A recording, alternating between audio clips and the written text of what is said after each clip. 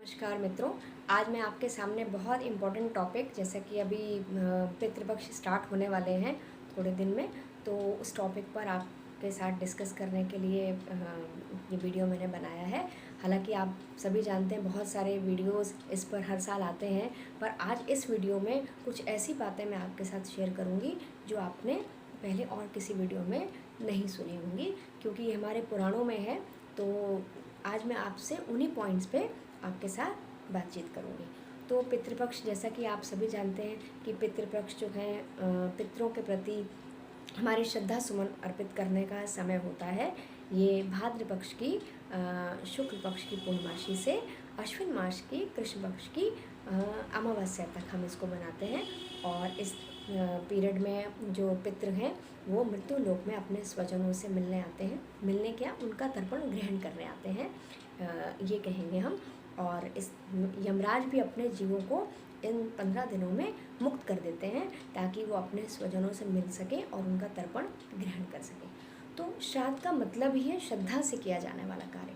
हालांकि श्रद्धा सुमन और बड़ों के प्रति, हमारे पूर्वजों के प्रति हमारे दिल में आदर सम्मान पूरे साल ही रहता है और रहना भी चाहिए। हम उनके प्रति बहुत कृतज्ञ हैं कि हमें उनसे ही जीवन प्राप्त हुआ। उनकी ब्लेसिंग्स भी हमारी लाइफ में बहुत बहुत मैटर करती हैं।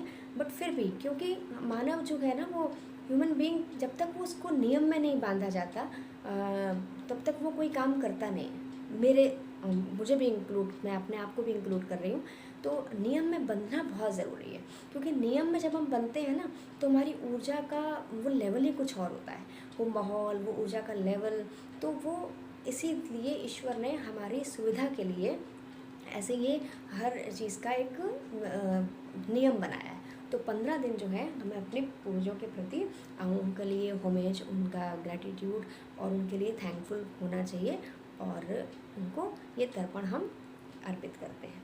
तो जैसे कि सभी पुराणों में, वायु पुराण में, मत्स्य पुराण में, विष्णु पुराण में, हालांकि महाभारत में भी इसका विवेचन मिलता है। और वायु पुराण में तो यहाँ तक कहा गया है कि मेरे पितृ जो, जब हम तर्पण करते हैं तो ऐसा बोलते भी हैं कि मेरे पितृ जो प्रेत स्वरूप हैं वो आएँ और इस तिल जौ से युक्त पिंडों द्वारा तृप्त हों और मेरे तर्पण को ब्रह्मा जी से लेकर तिनके तक सभी जीव ग्रहण करें। अब यहाँ देखिए, खाली पितरों की बात नहीं हो रही है। ब्रह्मा जी की सृष्टि में जितने भी जीव हैं, हम सभी का आह्वान करके उनके प्रति अपना थैंक्स कह रहे हैं, उनको श्रद्धा सुमन अर्पित कर रहे हैं। तो सभी के लिए थैंक्स हो गया ना, ये तो पूरा यूनिवर्स को हम जो है इंक्लूड कर रहे हैं इसमें। तो पितृ तो है ही हैं, इसीलिए इसकी ब्लेसिंग्स बहुत बहुत ज़्यादा पावरफुल होती हैं और हमारी लाइफ में एकदम पॉजिटिव चेंज ले आती हैं अगर हम इसको अच्छे से परफॉर्म कर लेते हैं। तो इसको मैं अभी एक उपाय भी आपको बताऊंगी कि इस 15 दिनों में अगर आप ये उपाय कर लेते हैं तो आपकी लाइफ की सारी प्रॉब्लम्स जो हैं, सारे ऑब्स्ट्रक्शन जो हैं वो ख़त्म हो जाएंगे और आपको जो है सक्सेस और हेल्थ वेल्थ का जो आशीर्वाद है वो अपने पितरों से या यूनिवर्स से, कह लीजिए यूनिवर्स से मिलेगा। तो अभी हम इस चर्चा को ही आगे बढ़ाते हैं, उपाय पे भी बाद में आएंगे। इसमें वायु पुराण की बात मैंने जहाँ तक आपको कही। अब इसमें सबसे पहले बात तो ये है कि श्राद्ध के लिए देखिए, एक तो बहुत जो बीमार है या जो ट्रैवल करने कहीं जा रहा है वो व्यक्ति, या कह लीजिए कि जो बहुत गरीब है, नहीं वो इतना खर्च कर सकता, तो उसको इसमें छूट है, एक्सेप्शन है कि वो जो है कच्चे अनाज से, यानी कच्चे अनाज से भी तर्पण कर सकता है। हालांकि जौ और तिल के ही इसमें पिंड से वो किया जाता है और ब्राह्मणों को भोज वगैरह भी कराया जाता है। तो लेकिन उसको इसके लिए छूट है कि वो कच्चे अन्न का दान करके भी श्राद्ध की पूरी प्रक्रिया को कर सकता है। तो यहाँ तो छूट वाली बात हो गई। अब इसमें यह कि यमराज, जैसे मैंने आपको कहा ना कि यमराज के जो सबसे करीब जो होते हैं कुत्ता, कौवा और गाय। गाय तो वैतरणी नदी भी पार करा दी है। गाय तो सभी 33 कोटि देवी देवताओं का वास उसमें है। तो और कुत्ता और कौवा, ये दो यम के बहुत करीब माने गए हैं। तो इनको ज़्यादातर, इनका अंश भी हम इसमें निकालते हैं ताकि जो है वो यमलोक में जो हमारे पितृ हैं वो भी तृप्त हों। और इनका भोज निकालने का मतलब होता है, ये बहुत बड़े यूनिवर्स से हमें बहुत बड़े ब्लेसिंग्स मिलती हैं जिसका कि आप शायद इमेजिन नहीं कर सकते। और पितृ जो है, आप जो भी अर्पण करते हैं, जो भी तर्पण करते हैं या जो भी उनका आह्वान करके उनको भोजन अर्पित करते हैं, वो उनको सूक्ष्म रूप से ग्रहण करते हैं। देखिए स्थूल रूप से तो ग्रहण करता ही नहीं कोई भी। अब आप देखिए, आप भगवान के सामने भोग लगाते हैं तो ऐसा तो है नहीं कि आप जितना भोग लगाते हैं उसकी क्वांटिटी थोड़ी देर बाद कम हो जाती है, भगवान आके आधा खा लेते हैं, आधा बच जाता है, वो रहता तो उतना ही है। तो भगवान उसे सूक्ष्म रूप में ग्रहण करते हैं, स्थूल रूप में नहीं।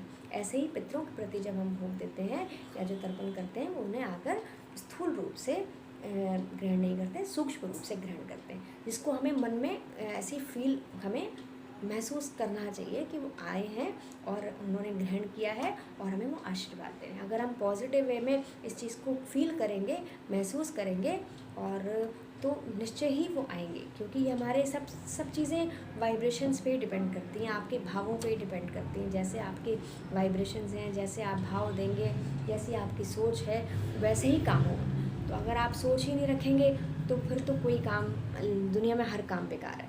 तो यहाँ पर सबसे इम्पोर्टेंट बात तो मैंने आपको ये बताई।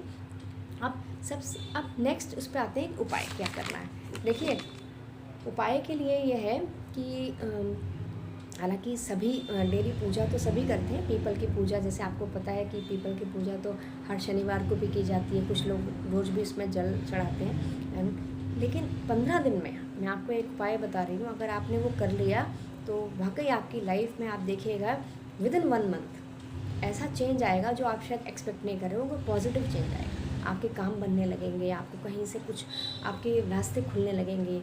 जो काम आपके सालों से पेंडिंग पड़े हैं, आप सोच रहे कैसे होंगे, वो अपने आप होने लगेंगे, उनकी शुरुआत हो जाएगी। आप करके देखिए विश्वास के साथ। आई एश्योर यू कि आपका 100% जो भी आपके मन में है वो आपका काम ज़रूर पूरा होगा।